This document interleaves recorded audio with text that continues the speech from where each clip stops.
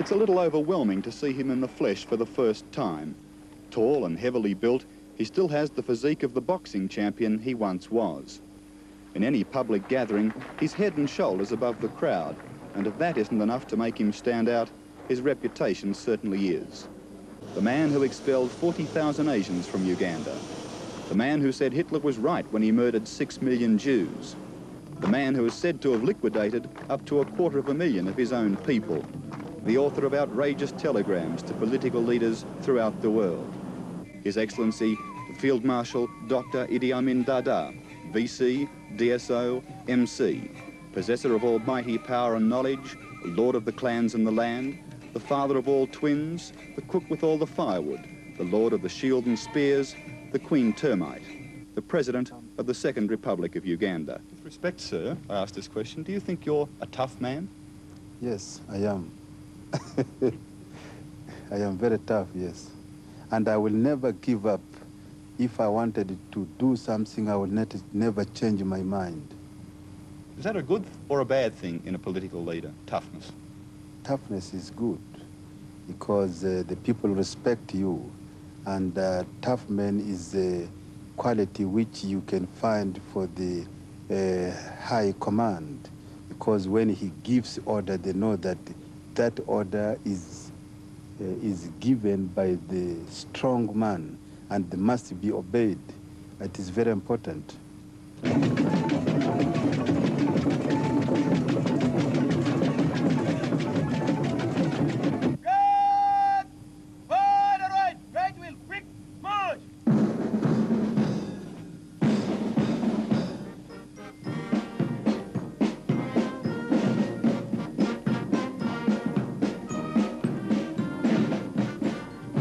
For a country which has supposedly thrown off the yoke of British colonialism, Uganda still retains a strong legacy from the days when it was an outpost of Queen and Empire.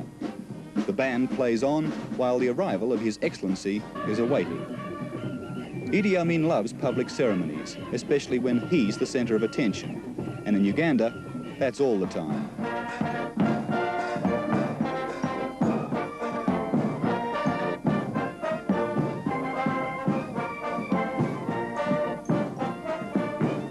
Thank you so much for everything. Thank you very much. Well, we've enjoyed it very much. Thank you. Thank you. Thank you. Thank you. And Amin's speech is almost a self-parody. Sometimes he genuinely means to be humorous, and he can count on getting a good laugh from his admiring, not to say overawed audience. But at other times, the humour is unintentional.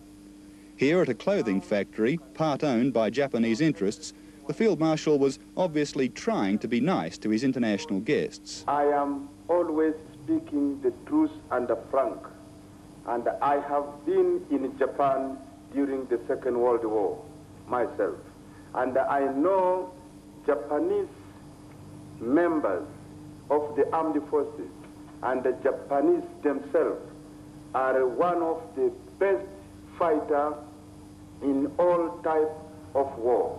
If you want a suicide pilots, you will get from Japan. If you want a really jungle warfare or guerrilla warfare, Japanese are the best, because I have seen this. But now, since 1972, from 73, we put up a trousers plant, which was not there before, and is now functioning fully. So, Your Excellency. This clothing factory is one of the biggest industries in Kampala. Amin has made it clear that he welcomes overseas investment within certain guidelines, and the Japanese investors in this company have good reason to thank him.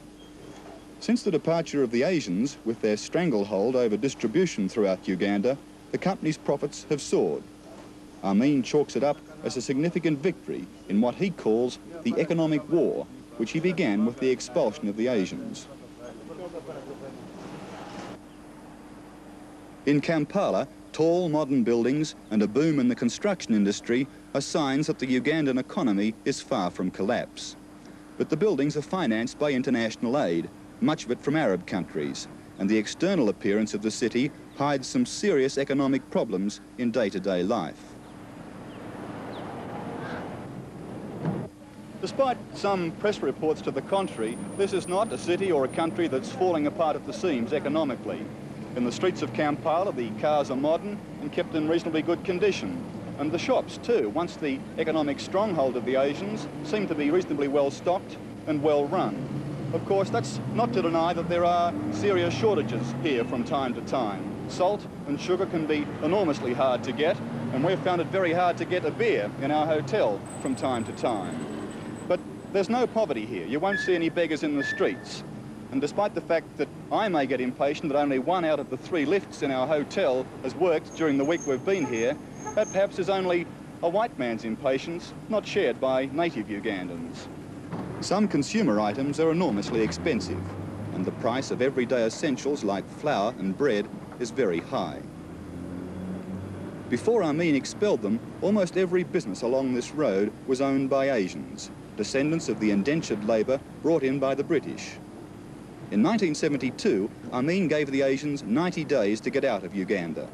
Their businesses were confiscated and handed over to native Ugandans. Now the signs over the shops have African names. It was a move that made Amin popular with his people, but it left the country perilously short of skilled professionals to run everyday services. And therefore you should inform your country that we here in Uganda are now in position to work with the all-world community. We can employ them, we can give them responsible position in our Uganda.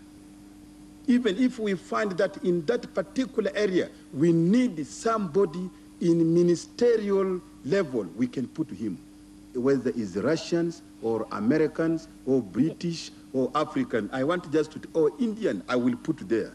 This I just wanted to inform you, because what we are interested is to see that it is the money management of that particular departments. This is very important for us. I thought that I should tell you. And with that, we can even run our administration very smoothly.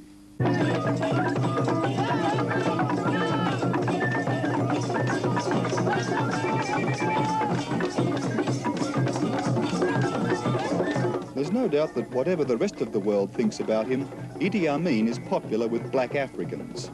His strident nationalism and the flamboyant, if somewhat crude way he criticises his old colonial masters has earned him admirers outside Uganda, who see in him a black leader who refuses to play the game by the white man's rules.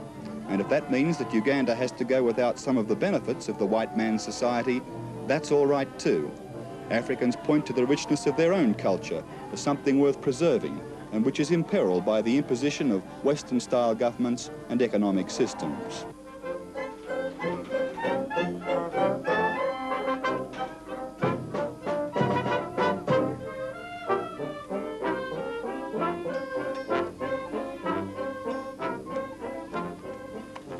If this is the man who's responsible for the death of nearly 250,000 of his people in a bloody reign of terror, it was impossible to see that reflected in the faces of the people who came out to see him.